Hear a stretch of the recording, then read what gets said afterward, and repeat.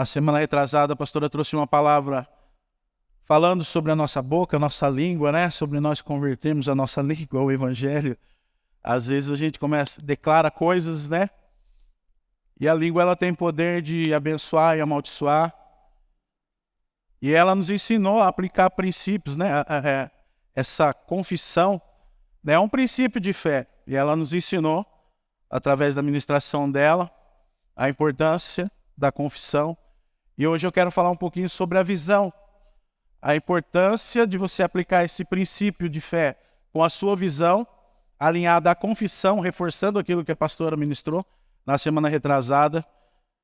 E você vai ver como vai ser bênção na sua vida. Eu creio que vai abrir portas, você vai identificar circunstâncias na sua vida aí que vai ser de extrema importância. Amém? Queria usar o texto de Hebreus 11, 1, 3. Né? Esse vai ser o texto-chave, o texto base que eu vou usar. Eu coloquei no início alguns textos que eu vou usar. Eu usei numa tradução e alguns textos em outra. Esse de Hebreus 11, 1 ao 3, ele está na nova tradução na linguagem de hoje, para melhor compreensão. Nós só vamos ler, acompanhar. Depois, mais para frente, eu vou falar um pouquinho mais sobre esse texto. Então, Hebreus 11, 1, 3, ele fala assim, que a fé é a certeza de que vamos receber as coisas que esperamos e a prova de que existem coisas que não podíamos ver ou que não podemos ver. Foi pela fé que as pessoas do passado conseguiram a aprovação de Deus. Ele fala no verso 3, é pela fé que entendemos que o universo foi criado pela palavra de Deus e que aquilo que pode ser visto foi feito daquilo que não se vê. Então deixa aberto esse texto aí na sua Bíblia, grifa, que você vai ver quanta riqueza que tem por trás desse texto. Mais para frente eu vou falar um pouquinho mais sobre ele. Pode curvar sua cabeça por alguns segundos, vamos orar. Pai, nós sabemos que vamos ser expostos à Tua palavra e que é uma palavra que vai gerar frutos em nome de Jesus.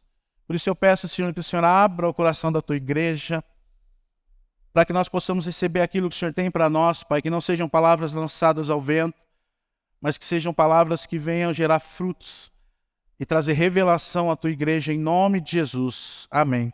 Amém?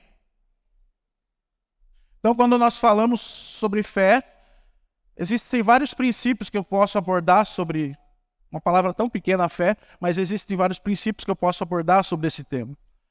A fé ela é tão importante ou tão fundamental na vida de um cristão que sem ela nós não conseguimos nem alcançar sequer a nossa salvação. Efésios 2,8 fala assim que é pela graça nós somos salvos por meio da fé. Isso não vem de nós. Ou seja, nós necessitamos de fé até mesmo para sermos salvos. Então a fé é de extrema importância nas nossas vidas. E também a Bíblia fala que sem fé é impossível você agradar a Deus. Você pode praticar obras de caridade, você pode ser um bom homem, um bom marido, uma boa esposa, um bom pai, um bom filho. Você pode estar à frente de um ministério, abençoar, você pode alcançar vidas, você pode expressar amor, mas sem fé é impossível agradar a Deus. Hebreus 12, 6 fala isso. E a fé é o nosso maior combustível, né, irmãos? Sem fé, a gente não consegue dar continuidade, seguir a nossa vida de cristão. Por quê? Porque nós vamos passar por momentos de lutas, de batalhas, nós vamos passar por momentos em que a nossa vida vai travar, nós vamos passar por circunstâncias difíceis. E se nós não tivermos fé para crer que aquilo vai passar, se nós não tivermos uma perspectiva futura, nós não vamos conseguir, nós vamos parar no meio do caminho. Então a fé é o combustível da vida do cristão. Mas é de extrema importância a gente entender, irmãos, como usufruir dessa fé. Porque a fé ela tem que ser produtiva, caso contrário nós vamos ter uma fé morta. Então é possível que você tenha fé em algo, mas essa fé não seja produtiva. Essa fé não gere algo. Vou dar um exemplo aqui. Vou ensinar, na verdade, para você o que não é fé. Então, vou dar um exemplo. Nós aprendemos com a pastora sobre nós expressarmos, né, sobre a nossa língua, sobre nós confessarmos. Então imagine que você está numa situação extremamente complicada financeira. Espero que não, mas se está, vou te ensinar o que não fazer. E aí você chega na sua casa e você tem um monte de boletos para pagar. E você vai aplicar agora um princípio, que é o confessar. Você quer falar. Então você pega aqueles boletos e você junta lá 10 boletos e joga sobre a mesa e não está nada pago. Então você joga sobre a mesa e você começa a falar sobre aqueles boletos. Você não existe. Você não existe. Você está pago. Vocês estão pagos. Não há boleto aqui. Não existe. Eu declaro, eu te amarro o boleto em nome de Jesus. E você começa a declarar sobre aqueles boletos. Por quê? Porque você aprendeu a confessar. Mas, irmãos, isso é uma confissão positiva. Não é fé. O que vai acontecer? Quando você pegar o boleto lá, você vai ver que ele não está pago. Porque você está confessando apenas algo positivo. Não há realmente uma fé dentro de você. Mas eu vou falar um pouquinho sobre enxergar com os olhos da fé. Na verdade, né, não falei o tema da mensagem, é enxergando com os olhos da fé. Mas também você não pode chegar na sua casa, reunir aqueles boletos e fechar os seus olhos e falar assim, eu já consigo ver, eu estou vendo, esse boleto está pago, está pago, está pago. Esses boletos estão pagos, estão pagos. Quando eu abrir os olhos não vai ter boleto mais nenhum, não vai ter boleto. Irmãos, o que vai acontecer quando você abrir seus olhos? Fala, nada? Nada. Corre o risco de que quando você colocou tinha 10 lá e quando você abrir os olhos tem 15. Né? Mais 5 para pagar. Mais dívida para pagar. Por quê? Porque fé não é pensamento positivo e nem declaração positiva, nem autoafirmação. Isso não é fé. Nós precisamos aprender a aplicar esse princípio. Eu coloquei aqui que a fé, ela que produz frutos, ela vai trazer à existência aquilo que não existe. Por que trazer à existência aquilo que não existe? Porque existem coisas no mundo espiritual que nós podemos trazer à existência no mundo natural. Mas de que maneira? Através da fé. Se a sua fé ela não está produzindo isso, é uma fé morta. É claro que demanda tempo, algumas coisas demandam tempo, então não vá perder a fé porque eu falei isso. Mas se não há produtividade na sua fé, pode ser uma fé passiva, uma fé morta. É importante você entender isso. Como eu falei, uma fé que produz frutos, ela vai trazer à existência aquilo que não existe. Romanos 4, 16, 17 fala isso. Agora eu queria ensinar sobre esses princípios da fé. Amém. Eu entendi que eu preciso confessar, eu preciso enxergar, eu preciso ver aquilo, mas eu entendi, eu ouvi que há um perigo de ser apenas um pensamento positivo, uma confissão positiva. Vamos entender um pouquinho mais sobre esses princípios. Então, irmãos, como que eu vou usufruir dessa fé? Como que eu vou fazer com que essa fé seja uma fé produtiva? Vamos falar um pouquinho sobre esses princípios. Então, a primeira coisa é que você tem que ter fé, correto? Sem fé não vai haver nada, não vai haver produção, não vai haver frutos. Então, a primeira questão é, eu preciso ter fé. Quando você nasce de novo, quando você, na verdade, você precisa ter uma dose de fé, uma porção aí de fé, para você crer e aceitar Jesus como Senhor e Salvador. Então, todos nós nascemos com essa porção de fé, que é justamente para nós recebermos a nossa salvação. Porque senão você não vai crer em Jesus como Senhor e Salvador. Então, essa fé, essa medida de fé, você já nasce com ela. Agora, você não pode viver a sua vida de cristão apenas com essa dose de fé, com essa porcentagem de fé, com essa medida de fé. Como eu falei, no decorrer da nossa vida cristã, essa fé ela tem que ser gradativa, ela tem que crescer. É impossível viver com apenas a fé que você recebeu, que você tem para a salvação. Precisa ser gradativa, ela precisa crescer. Vou dar um exemplo. Vamos supor que o Carlão lá, estava com uma dor de cabeça. Aí, o Léo, ele tem uma fé, não só para a salvação, ele crê no poder da cura, mas no poder da cura dessa dor de cabeça do Carlão. Aí o Léo sai e vai orar pelo Carlão, em nome de Jesus, e ora, e o Carlão é curado da dor de cabeça, glória a Deus. Foi uma fé produtiva que trouxe cura. Só que o Carlão, O Léo, aliás, agora ele fala assim, eu, em nome de Jesus, curei uma dor de cabeça. Agora eu vou lá no velório e vou orar pelo morto ressuscitar. Com essa mesma fé da dor de cabeça, da cura da dor de cabeça. Não dá, irmãos, porque é um nível, né? A Bíblia fala lá sobre os dons de operar sinais e maravilhas lá em Coríntios.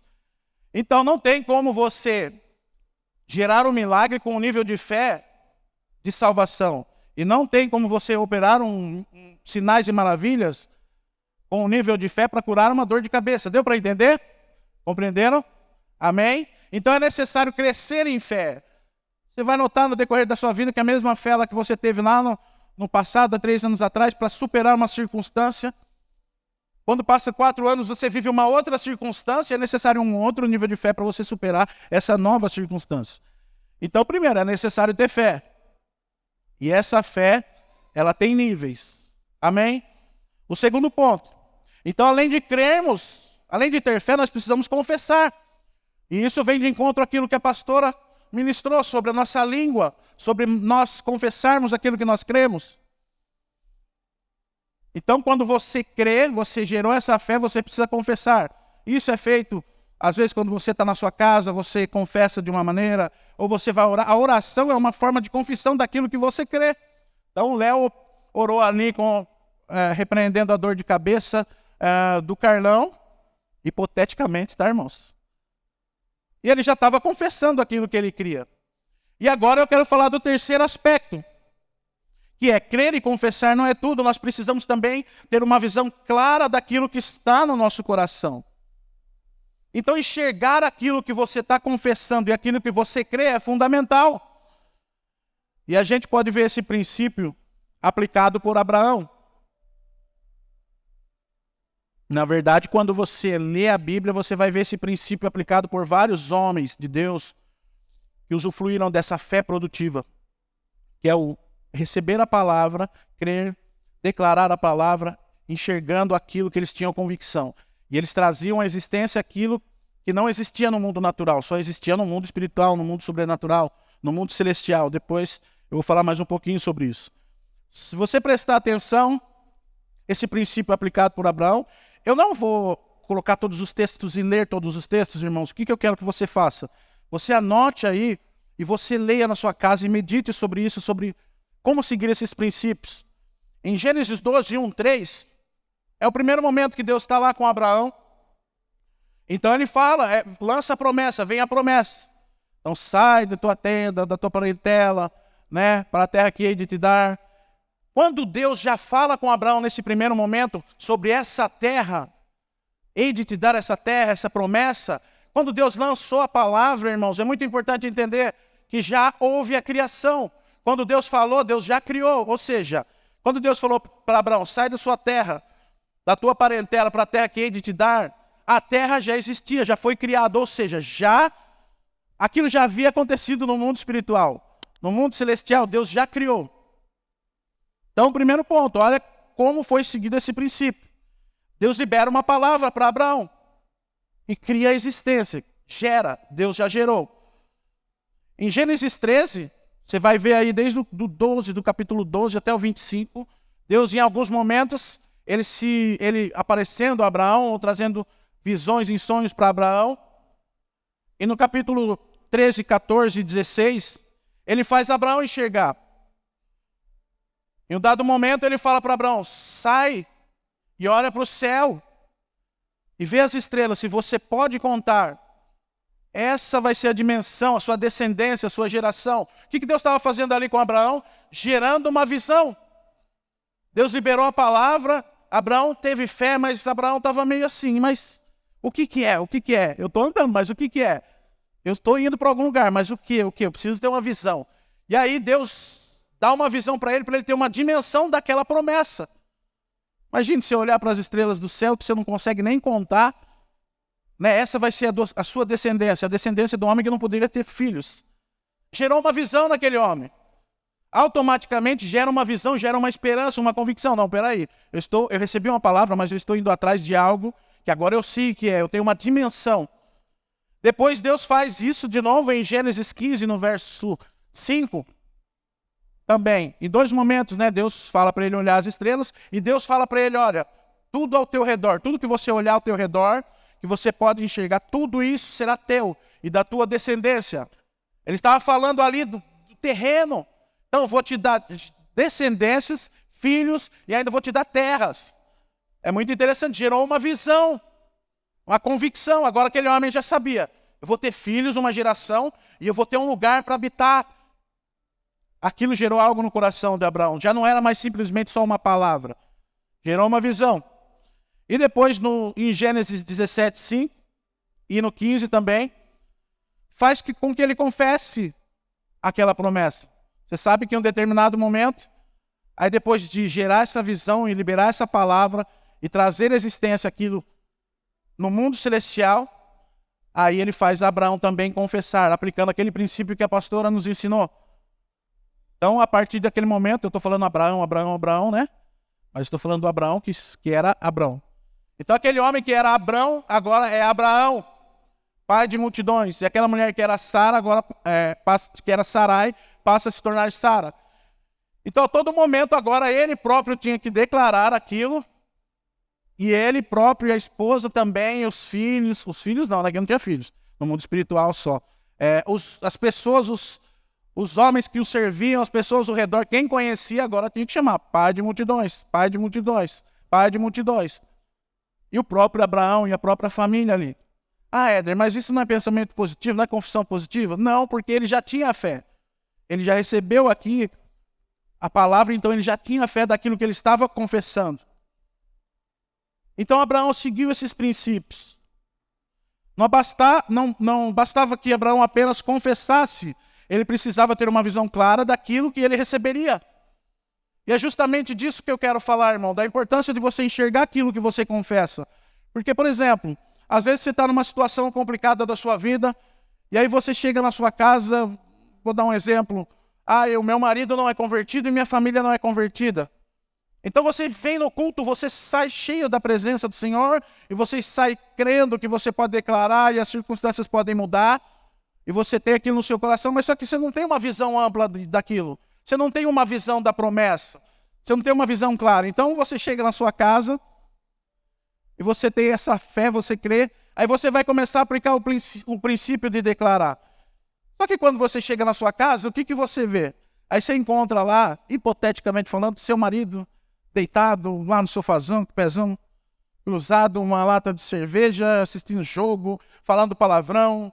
E aí você vai pro quarto, você passa, mas você declara, você fala, esse homem é homem de Deus, esse homem é homem de Deus. Mas você não tem uma visão. Você está falando ali, esse homem é homem de Deus. Aí você vai para a sala, você vai pro quarto, sei lá, aí está lá seu filho, escutando um funk do tamanho, sabe, cheio de palavrão também, alto, e você se constrange porque você é cristã. Mas você fala, esse menino é um menino de Deus, esse menino é um menino de Deus. E aí você vai para o outro quarto, está lá sua filha com uma roupa sensual e vai sair à noite. Entendeu? Essa é a visão que você tem. Mas só que você confessa.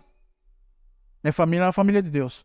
Só que chega na outra semana, você vem para o culto, você sai cheio de Deus, você volta, você tem aquela mesma visão. E você fala, minha família é uma família de Deus, minha família é uma família de Deus, minha família é uma família de Deus. Aí você volta para o culto na outra semana, e passa uma, e passa duas, e passa três, e você só tem aquela visão. Você tem uma declaração de fé, mas você não tem uma visão. A visão que você consegue enxergar é aquela. O que vai acontecer? Em um dado momento você vai estar só confessando um pensamento positivo que já não tem mais fé. E quando passar meses, você já vai estar pedindo, Senhor, me dá livramento disso. Você já vai estar amaldiçoando aquilo que você tem por promessa, mas porque você não conseguiu ter uma visão clara, não gerou uma visão no seu interior, você não consegue mais confessar. E você já começa a amaldiçoar aquilo que Deus tem por promessa para você e que a palavra tem para nós. Por isso é necessário, se apegue à palavra, receba a palavra, toma posse, consiga enxergar e ter convicção daquilo e declare. Amém? Por isso que é importante você ter uma visão. Agora eu queria me atentar novamente para o texto de Hebreus, e eu queria que você prestasse muita atenção nesse momento. Sei que você já estava prestando, mas aqui algumas chaves. Vamos entender o texto de Hebreus. Esse texto de Hebreus 11, no verso 1 e no verso 3, o autor de Hebreus ele parece dividir o texto em dois momentos, e eu estava meditando sobre isso. No primeiro momento, o autor ele vai explicar o que é fé. O que é fé? Então ele começa o texto assim: a fé é a certeza que vamos receber coisas que esperamos, e a prova que existem coisas que não podemos ver. Ou seja, ele está explicando o que é fé. Vamos dar um exemplo do que é fé. O que eu poderia explicar o que é fé, assim, no nosso linguajar de hoje? A fé é mais ou menos como a gravidez. Tem alguma mulher grávida aqui? Tem? Sentada aqui hoje? Ela está lá, a Jéssica. A Jéssica está esperando um neném. Vamos trazer e explicar a fé baseada na gravidez da Jéssica. A fé é a certeza que vamos receber coisas que esperamos. Quando ela recebeu a notícia da gravidez, o que ela está fazendo desde daquele dia até hoje? O que ela está fazendo? Esperando. Mas como que ela tem certeza que vai chegar? Ela tem certeza. Você não tem certeza? Ela tem convicção de coisas que se espera. E olha aqui o que ele continua no texto. E a prova que existem coisas que não podemos ver. Você pode ver o neném na sua barriga, mas ele existe. Ele existe. Nós não podemos ver, mas existe. Se você puder ver o neném ali na barriga, você precisa de um tratamento, irmão. Né? Aí está com os olhos de... A não ser que seja pelo raio-x lá, por todo o processo, do ultrassom. Raio-x não, pelo amor de Deus. No ultrassom, raio-x aí vai acabar. Não sei que seja lá pelo ultrassom. Do contrário, não. Ela está esperando algo que ela tem convicção que vai vir. E essa criança existe mesmo sem que ela veja. Então, eu posso explicar a fé dessa maneira. O autor de Hebreus ele está tentando explicar ali, olha, fé é isso. Depois, no verso 3, ele vai chegar a um outro ponto. Ele vai explicar por que essa fé ela é necessária, ou o que ela vai produzir. Olha o que ele fala. É pela fé que entendemos que o universo foi criado pela palavra de Deus. Para aí. O autor de Hebreus está falando que essa fé que eu citei no verso 1, é através dela que nós podemos entender que o universo foi criado pela palavra de Deus. Ele começa a apontar, onde que o universo foi criado? Onde que fala da criação? Fala Gênesis. Então ele começa a apontar lá para Gênesis. E ele está falando aqui que é necessário que a gente entenda que através dessa fé, nós precisamos ter fé para entender que aquele universo criado lá em Gênesis foi através da palavra de Deus. Olha ele começando a ensinar os princípios aqui. O universo foi criado através da palavra. Mais para frente eu vou explicar. E ele fala assim, e aquilo que não pode ser visto, o que é aquilo que não pode ser visto? O universo.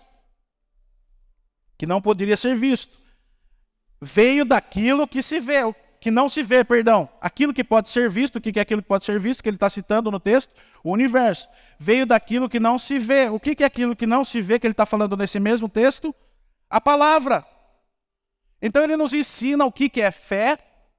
Ele aponta lá para Gênesis, que é a criação, e fala para nós, é necessário que você tenha fé para ler o livro de Gênesis lá, e entender que a criação veio de uma palavra. Vocês estão conseguindo compreender? Grava isso aí. Agora, então a fé é necessária para entender a criação. Mas por quê? Por que ele aponta para Gênesis? Por que é necessário compreender Gênesis da criação? Você já começou a ler um livro do meio? Já leu um livro do meio? Você lê o livro do meio, do final e o início. O que vai acontecer? Perde toda a essência. Não tem como eu compreender o meio e o fim sem ler o princípio, sem entender o princípio. Vou mais longe. Vamos, hipoteticamente, que eu vou fazer uma receita. E nesse livro de receitas, só uma receita. Uma receita, ela tem 10 páginas. Só que eu vou começar a produzir, eu vou começar a produção, vou começar da página 7, porque eu não compreendi lá a 1, a 2, a 3, a 4, a 5 e a 6, vou começar da 7. Eu vou conseguir produzir isso? Eu vou conseguir trazer à existência, por exemplo, o meu bolo que eu quero tanto? Vou? Não. É impossível você ler um livro e compreender sem você entender o princípio. Se você não entende o princípio, você não vai entender o final. Se você não entende Gênesis, você não entende Apocalipse. Se você não entender os princípios de Gênesis, você não vai entender os princípios do meio, do fim. Você não vai conseguir entender o contexto. Então, por isso, o autor de Hebreus aponta lá para Gênesis. Aí você vai perguntar assim para mim, mas o que isso tem a ver com os olhos da fé? Está ministrando sobre enxergar com os olhos da fé? Vamos ver um texto lá de Salmo 139, no verso 16. Então a criação, ela precisou de fé, lá no início. Olha o que fala Salmo 139, no versículo 16. Acompanha aí comigo. O salmista está falando assim. Ele está falando para Deus. Ele está falando assim: os teus olhos me viram. Ou os teus olhos viram o meu corpo ainda informe. O que é informe? Não tinha forma. O corpo do homem ainda não tinha sido produzido, vamos dizer assim. E no teu livro todas as coisas foram escritas, as quais em continuação foram formadas, quando nem ainda nenhuma delas havia. Deus, antes de criar o homem, ele já tinha uma imagem no coração dele daquilo que ele criaria. E o salmista, ele fala assim, que quando não havia nenhuma das coisas ainda criadas, na história do salmista, Deus já podia ver aquilo. Então, por que agora que o autor de Hebreus está apontando lá para Gênesis, o que a gente aprende com isso? É que Deus aplicou esses mesmos princípios na criação. Ou seja, quando você pega Gênesis lá, Gênesis houve fé, mas Deus precisou ter fé. Deus é o autor e consumador da fé. Então a fé estava envolvida lá no ambiente da criação, havia fé. Né? Autor é aquilo que origina algo. Então, quando você é autor de algo, você está originando algo, você está criando algo. E consumador é quando você conclui, é alguém que conclui. E Deus, Jesus, o Espírito Santo são os autores e consumadores da fé. Na criação houve fé. Na criação houve visão. Como eu dei o exemplo aqui do Salmo 139. Havia uma imagem no coração de Deus antes dele criar qualquer coisa. Então ele seguiu esse princípio. E houve palavra. O que acontecia em Gênesis quando Deus ia criando? Deus falava e disse Deus haja. E disse Deus haja. E disse Deus haja. A palavra, que é aquilo que a pastora ministrou e nos ensinou, a palavra tem poder de trazer à existência aquilo que não existe, a fé, perdão, através desses princípios. Então é como se o autor de Hebreus, nas entrelinhas, está falando assim para nós. Queridos, peguem a Bíblia e comecem a ler a partir de Gênesis. Quando dá o capítulo 1, do versículo 1 de Gênesis, o Senhor está falando assim, é necessário ter fé. Continuem lendo, mas é necessário ter fé. Não leia de uma maneira como se você está abrindo um mero livro, é necessário ter fé. Entenda o princípio, é necessário ter fé. E quando você começar a aplicar esses princípios com fé, você vai trazer à existência aquilo que não existe. Você sabe que antes de eu finalizar a ministração, né, eu estava meditando nesse texto, aí eu falei, eu vou procurar um artista da igreja, né? Eu vou tirar algumas dúvidas, né, para ver se é isso mesmo que eu estou pensando, né? Que Deus tem me direcionado.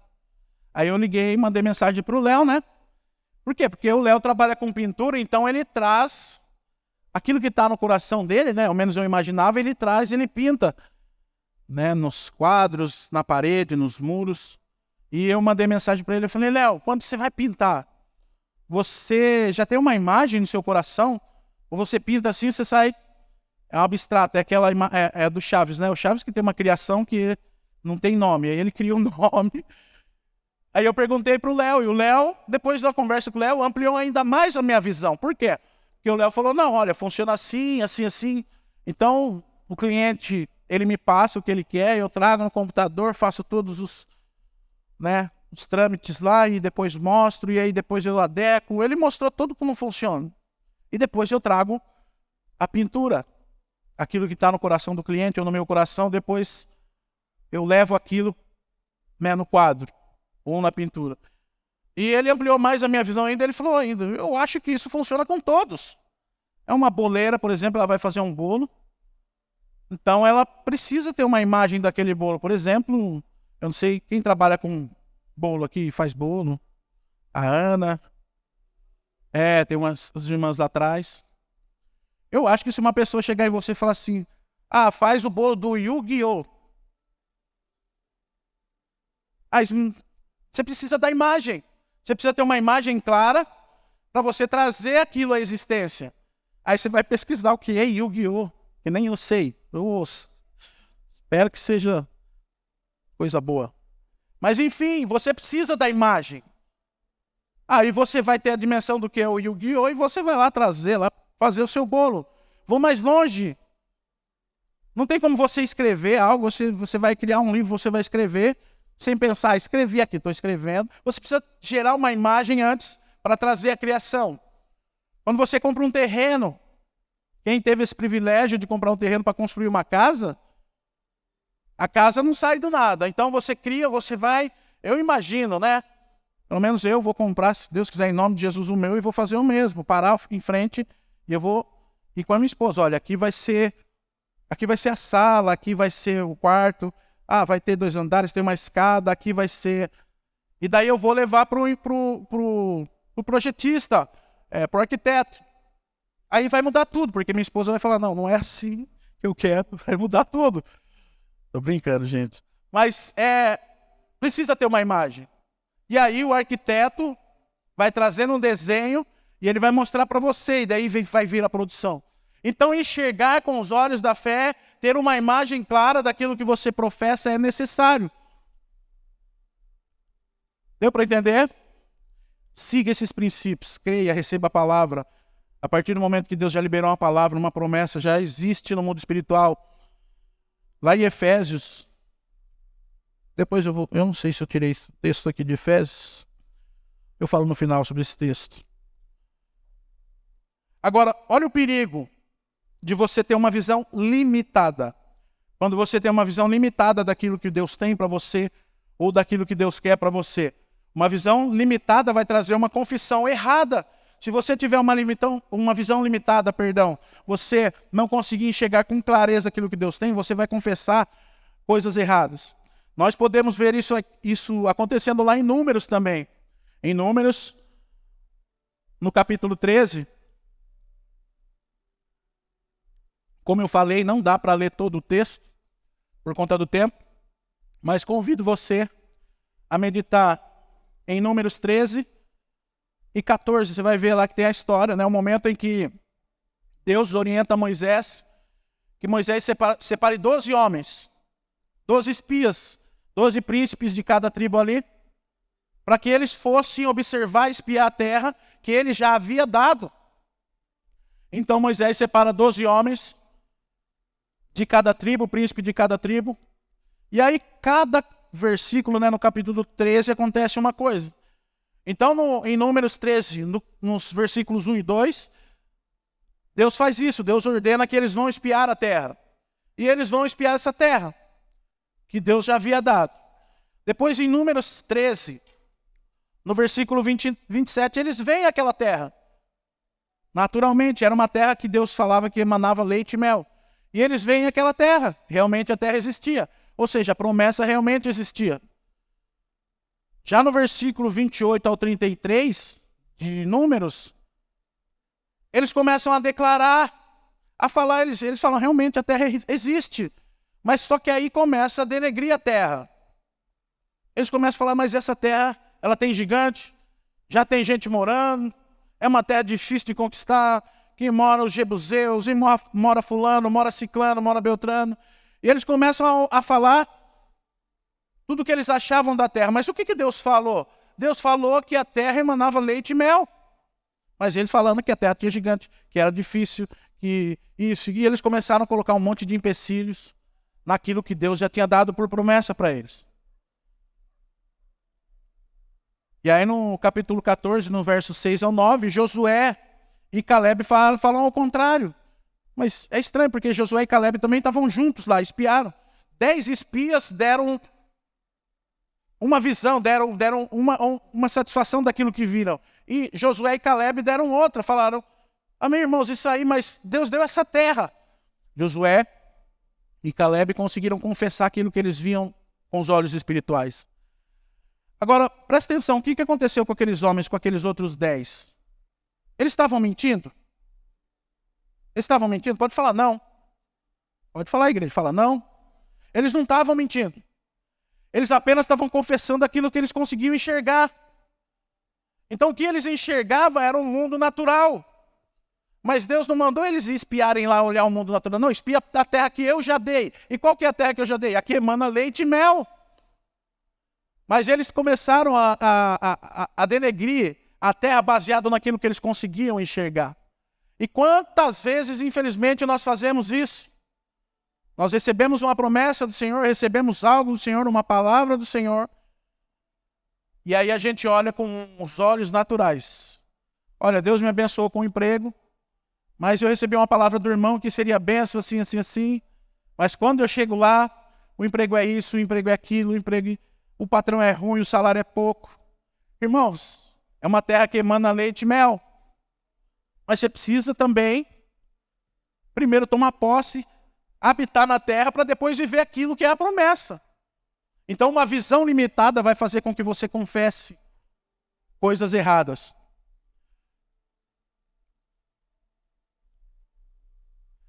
Como eu falei, a visão que eles descreveram era real no mundo natural. No mundo natural eles estavam falando aquilo que eles conseguiam enxergar. Mas não utilizaram do princípio de olhar com os olhos da fé para mudar aquela realidade. Olha que lá, fala lá em Efésios 1:3.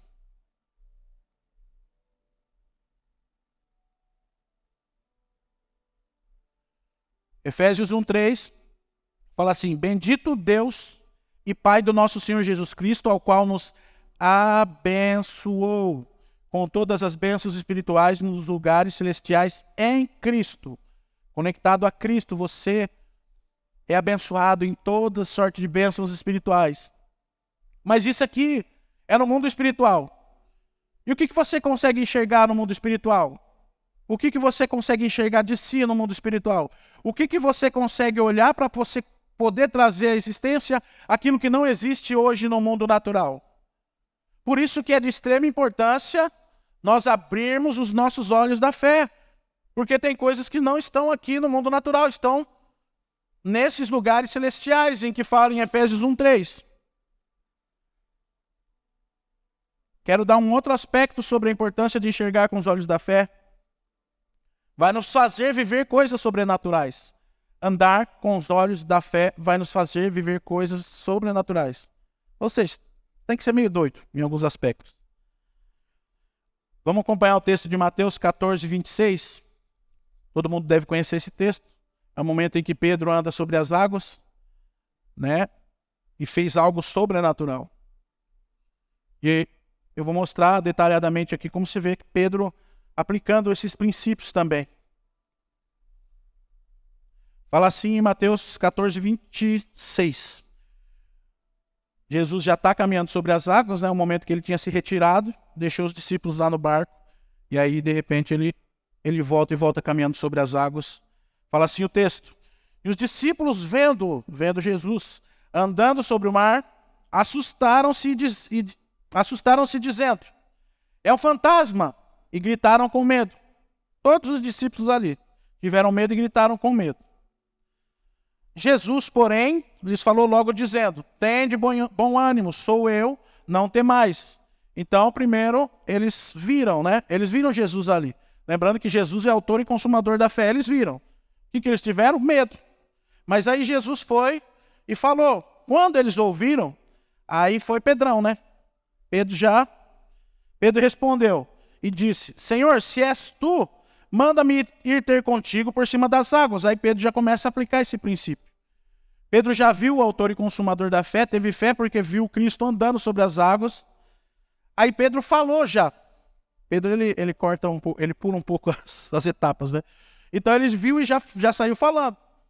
Viu, eu posso andar também. Mas primeiro o Senhor libera uma palavra para mim. Se for o Senhor mesmo, fala para mim que eu vou. Ou seja, traz à existência aquilo que não existe para mim. E aí, o que Jesus fala? Vem. Pronto, irmão. Jesus falou, vem. Pronto. Já é uma promessa. Você também pode fazer. Vem aqui comigo. Pedro já tinha visto, né? Quando ele viu, gerou uma visão nele, provavelmente. Ele falou, também posso fazer. E aí ele mesmo fala uma palavra. Ele fala, eu também posso. Mas primeiro libera uma palavra para mim. Jesus vai e libera a palavra. Traz a existência.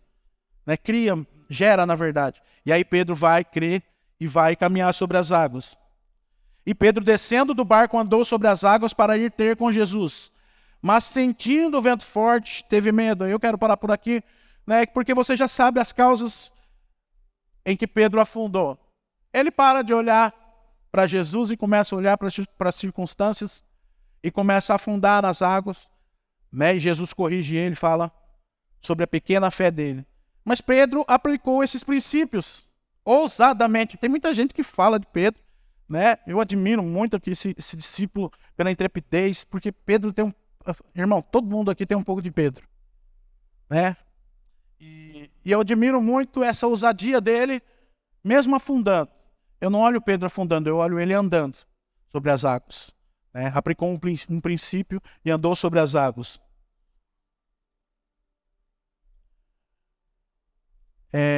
Essa questão, às vezes, de você andar com os olhos da fé, às vezes nos causa insegurança, como causou a Pedro. Por quê?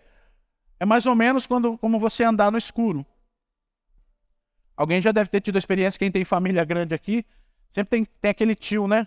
Aquele tio, aquele parente que ele gosta de reunir a família toda. Então ele marca uma viagem para praia e aí ele quer levar 50 pessoas da família, 40 pessoas, e ele fala que vai dar tudo certo. Aí ele aluga uma casa, né? E aí tá tudo certo, tá? Quando vai ver uma casa com 2 quartos para 45 pessoas. E aí o que tem que fazer? Tem que dividir o povo, o homem num quarto, o homem. Quem não viveu essa experiência, irmão, você está perdendo, que é uma maravilha. Você olha a gente que você não conhece. Aí o que acontece quando você dorme naquela casa da praia com as 45 pessoas? Quando você vai levantar, aquele irmão precisa ir no banheiro de noite ou quer tomar uma água, você não pode acender a luz. Por quê? Se acender a luz, sempre tem uma criança, sempre tem aquele que incomoda, sempre tem. Você não pode, então você vai levantar, você vai no escuro. E quando você levanta de um lugar que você não conhece, é uma coisa mais terrível do mundo, né? E aí quando você desce da cama, se você está na cama, né? Se você teve esse privilégio de estar na cama, isso quando você não está num colchão, dessa finura, né? E dá aquela dor nas costas. Então quando você levanta, você já sai pisando, você sente um pé assim, uma mão, quando não é uma cabeça, aí você não pode afundar e você tem que andar. Enfim, você vai andando, tateando no solo, todo... Se for eu, irmão, pisar em algum braço, aí já era. Se eu pisar... E aí você vai caminhando por aquele lugar, por aquele ambiente. Quando você consegue chegar lá na cozinha para acender, que você pode acender a luz, você nem lembra mais o que você foi fazer. Nem sede mais você tem. Mas por que eu estou falando isso? Porque realmente andar com os olhos da fé é um desafio. Às vezes você vai sentir como Pedro aqui, no começo, gerou algo assim, mas é desconfortável e tal, mas daí você vai caminhando aos poucos, você vai ganhando segurança. O perigo é quando você começa a andar baseado na sua confiança e esquece Jesus. Aí é que começa a afundar. Mas nunca é tarde, irmãos, nunca corte o processo. Ainda que você afundou, Jesus vai, toma Pedro, levanta de novo, né? A palavra e a promessa continuam a mesma. Pedro sempre vai poder dizer, eu andei sobre as águas. Eu afundei, mas eu andei. Eu tive fé. Glória a Deus. Amém. Um outro aspecto sobre enxergar com os olhos da fé é que enxergar com os olhos da fé nos dá esperança quando enfrentamos batalhas espirituais. Então vamos falar um pouquinho sobre enxergar com os olhos da fé, enxergar o mundo espiritual quando estamos passando por batalhas espirituais. Lá no livro de segundo livro de Reis, no capítulo 6, do 8 ao 17, vou fazer a mesma coisa, vou dar um pano de fundo de como que aconteceu, né? Naquele momento, o rei da Síria, ele estava em guerra com o rei de Israel, estava em guerra com Israel, e ele reuniu o exército dele para atacar Israel. Mas só que toda vez que ele ia atacar Israel, naquele lugar tinha um profeta chamado Eliseu, um homem de Deus, e Eliseu ia e falava, olha, rei de Israel, cuidado aqui que o exército da Síria está programado para atacar aqui. Então o rei de Israel dava um jeitinho lá e fugia da emboscada. E aí o rei da Síria programava um outro ataque contra Israel. Eliseu, o profeta, tinha revelação, ia lá e avisava. Olha, o exército da Síria vai atacar aqui. E Israel estava sempre se livrando dos ataques da Síria. Aí, em um dado momento, o rei da Síria reúne o povo e fala: pessoal, alguma coisa está errada aqui. Tem um dedo duro entre nós aqui. Tem alguém entregando, porque toda vez que a gente arma uma emboscada, o povo de Israel vai e foge. Eles já sabem, parece que eles já sabem o que a gente vai fazer. E aí um homem do exército da Síria fala: não, rei, o que acontece é que lá tem um homem de Deus. E esse homem de Deus, quando a gente se programa para atacar, ele vai e conta tudo que a gente vai fazer, e Israel consegue se livrar. Aí pronto. O rei da Síria já tinha uma solução para isso. Bom, não vamos mais atacar Israel, vamos atacar Eliseu. Se o problema é o profeta, vamos pegar o profeta. Então eles se preparam, e aí nós vamos no texto de segundo livro de Reis, no capítulo 6, no verso 15. Olha o que fala lá no verso 15. O exército já está preparado para atacar Eliseu e o seu moço, o seu ajudante. Só 2 homens, exército. E ele fala assim: e o servo do homem de Deus se levantou muito cedo e saiu. E eis que um exército tinha cercado a cidade com cavalos e carros. Então seu servo lhe disse: ai, meu senhor, que faremos? Veja a situação. Um exército que serve para atacar outro exército estava indo para pegar Eliseu, e o seu moço estava ali como diz, de laranja. Mas estava indo para pegar Eliseu. E ele disse, Eliseu disse no caso, no versículo 16: não temas, porque mais são os que estão conosco do que os que estão com eles. Agora imagine seu moço. Eliseu está louco. Mas cadê que eu não estou enxergando aqui? Eu estou vendo só um exército lá. Irmãos, fala para pensar nessa hora aí, você e seu parceiro. Se tivesse eu e o Carlão, irmão, se o Carlão fosse Eliseu, eu, na minha carnalidade nessa hora, quando o Carlão olhasse para trás, eu estava correndo, irmão. Carlão, desculpa, é cada um por si. E o Carlão ia ficar lá. Sabe-se lá fazendo o quê? Na parte da manhã, que diz que ele levantou muito cedo. Eu ia correr, irmão. Na minha carnalidade, eu ia correr. O exército está ali. Aí Eliseu, com toda a tranquilidade do mundo, fala isso: não temas, porque mais são os que estão conosco do que os que estão com eles. E aí vem, né, a chave. Eliseu acho que viu o temor do menino, o medo, né, do menino, e orou. Eliseu e disse: Senhor, peço-te que lhe abra os olhos para que veja. Olha isso que poderoso. E o Senhor abriu os olhos do moço. E viu, e eis que o monte estava cheio de cavalos e carros de fogo ao redor de Eliseu. Veja que poderoso, irmãos. Eliseu ficou tranquilo, por quê? Porque já tinha os olhos da fé abertos, já tinha os olhos espirituais abertos. E quando você continua o texto, você vai ver lá que, como diz, o exército de Deus prevaleceu. E quantas vezes nós passamos por circunstâncias assim? Nós estamos passando por batalhas, por opressão, por situações na nossa vida financeira. Né? Eu brinquei aqui que eu correria. Mas na nossa vida natural, por não ter os olhos abertos a esse aspecto, né? Eu até estava meditando ali um pouquinho, com Daniel acontece parecido, né? Daniel, ele se prostra para orar lá em Daniel, no capítulo 10, você vai ver, em um dado momento, no verso 12 e 13. Daniel se prostra para orar, né? Ele está um tempo de jejum. Então o anjo do Senhor vem e fala para ele, falando: desde o princípio, quando você se prostrou e dobrou, eu já vim em seu socorro com as suas bênçãos. Então desde o princípio, quando você ora, você começa a declarar a palavra e você enxerga, as bênçãos já estão vindo. O problema é quando nós não conseguimos enxergar. Como eu falei, estamos passando por lutas, batalhas, o que a gente faz? Vai buscar recursos no mundo. A igreja não está dando muito certo, não, eu vou lá, vou no culto. Mas eu preciso ir lá no Pai de Santo e tal, porque aí já dá um passe, dá um reforço.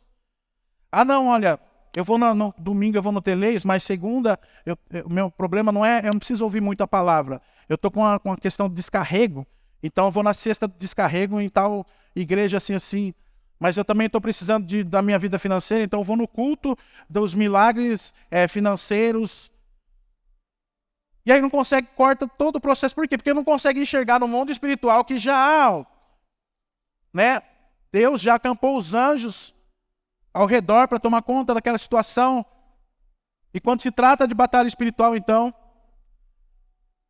que Deus abra os seus olhos espirituais hoje, em nome de Jesus. Eu já estou partindo para o final. Queria ler um texto de Apocalipse 3, no capítulo 3. Porque depositar a fé nas coisas naturais podem nos cegar para a realidade espiritual. E dentre todas essas questões que eu coloquei, eu acho que essa é a mais séria. Porque você vai ver como Jesus falou e lidou com a igreja de Laodiceia. Lá em Apocalipse 3, no verso 17, Jesus está falando a essa igreja. E presta atenção no que a igreja achava que ela era e o que Jesus diz que ela era. Então, Apocalipse 3,17 fala assim: vocês dizem, que era aquela igreja de Laodiceia, somos ricos, estamos bem de vida, temos tudo o que precisamos. Aí Jesus fala, mas vocês não sabem que são miseráveis, infelizes, pobres, nus e cegos. Portanto, aconselho que comprem de mim ouro puro, para que sejam de fato ricos. E comprem roupas brancas para se vestir e cobrir a sua nudez vergonhosa. E Jesus finaliza falando assim, comprem também de mim colírio para os olhos, a fim de que possam ver. O que Jesus está falando aqui? Presta atenção, irmãos. E, como eu sempre digo, a palavra ela não é para que você saia daqui debaixo de acusação, mas é para que traga um renovo na sua mente, para que abra os seus olhos, realmente, os olhos espirituais, para você enxergar. E hoje eu quero que você faça um reflexo disso. Jesus aqui está chamando a atenção de uma igreja, e a igreja, ela se dizia assim, somos ricos, estamos bem de vida e temos tudo o que precisamos. Isso aqui é um paralelo àquilo que aconteceu lá em Números, né? Eles estavam olhando com os olhos naturais. Realmente aquela igreja era rica, irmãos, financeiramente. E quando diz aqui que eles falavam que tinham tudo, me leva a crer que eles realmente tinham tudo no mundo natural. E essa igreja aqui é uma igreja de crente. Ou seja, quando eles saíam das suas casas, saíam do culto e iam para suas casas, provavelmente estava tudo bem, a vida financeira estava excelente. A família estava tudo bem, estava excelente. Não tinha nenhuma área assim que eles falassem, não, precisamos disso no mundo natural. Porque quando Jesus fala para eles, não, a realidade de vocês é outra. Jesus fala assim, vocês não sabem que são miseráveis. Ou seja, vocês têm dinheiro, mas são miseráveis. São infelizes. Vocês são alegres, mas são infelizes. Vocês são pobres. Vocês têm dinheiro, mas são pobres. De espírito também. Vocês estão nus. Vocês têm roupas no mundo natural, mas vocês estão nus. E vocês são cegos, porque vocês estão olhando só para isso. E daí Jesus fala assim, comprem roupas para se vestir e cobrir sua nudez. Mas antes, aqui no verso 18, ele fala, portanto, comprem de mim ouro puro. O ouro representa a glória de Deus. Quando o pastor abriu o culto, ministrando e falando sobre isso, de nós buscarmos a presença, de nós buscarmos a glória do Senhor, e nós temos dado ênfase nisso, nós temos buscado ao Senhor nas nossas orações de sexta-feira. É disso que ele está falando aqui. Irmão, você pode ter tudo isso. Você pode ter tudo isso. Mas a riqueza real é a glória. Se você tiver tudo isso e não tiver do meu ouro, que é a glória do Senhor, de nada adianta. Na verdade, você é pobre. E depois ele fala, comprem roupas brancas para se vestir e cobrir sua nudez. Aquela igreja era uma igreja de pecadores não arrependidos. A igreja fala da santidade, a roupa branca fala da santidade, da pureza. Não havia arrependimento. Era um mero culto religioso, onde se reuniam e iam embora sem arrependimento, não tinha arrependimento de pecado, e onde não há arrependimento, não há glória. Mas Jesus fala que tem jeito sim. Ele fala assim, olha, apesar de você estar voltando para sua casa, sua vida financeira está bem, e tudo isso estar bem, a sua realidade espiritual não é essa. Sabe o que você tem que fazer? Coloque colírio nos seus olhos e comece a olhar a sua vida espiritual como que está. A banda pode subir, por favor. Eu queria encerrar com esse texto. Quando eu estava ministrando, irmãos, quando eu estava deixando o esboço, eu estava me perguntando, Senhor, porque a gente tem um momento que a gente faz um apelo, né? E eu creio assim, eu pensei, falei, não, vamos fazer um apelo para que o Senhor abra os olhos espirituais das pessoas para que elas enxerguem, que o Senhor tem bênçãos nos lugares celestiais, que elas podem enxergar que a vida delas não precisa ser assim, e o Senhor tem bênçãos financeiras, e o Senhor tem bênçãos na saúde. Sim, Deus tem tudo isso. Mas, irmãos, nós precisamos, na verdade, abrir os olhos para a nossa vida espiritual. Porque é como diz o texto de Mateus, que eu tinha compartilhado com o pastor no momento que eu abri o culto, se nós buscarmos primeiramente o reino e a sua justiça, as demais coisas serão acrescentadas. Irmãos, nós precisamos buscar a glória de Deus.